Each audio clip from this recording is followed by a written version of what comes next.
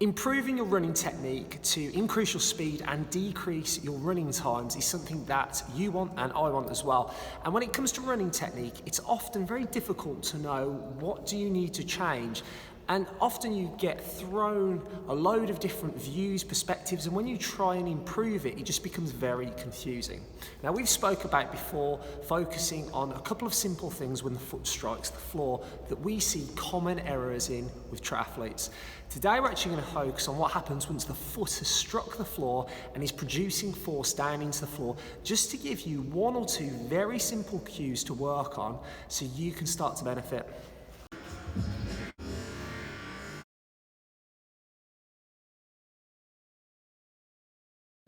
In this first clip, you'll see how my torso is very vertical, my hip doesn't extend back very well as I push off from the floor, and if anything, my lower back is slightly overextended, so I'm in a very vertical position, yet I'm trying to travel in a horizontal direction. So as we develop strength in the hips and legs, it unlocks us to be able to get into positions that allow us to orientate our body in a more horizontal direction.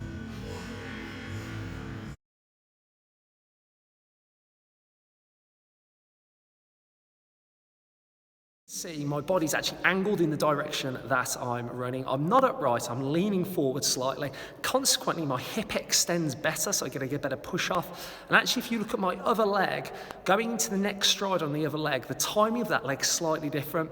And if anything, will make it less prone for me to overstride. So it'll also improve my landing mechanics, not just the mechanics as I push off from the floor at the same time. Finally, I want to emphasize a message which we've said before is imperative.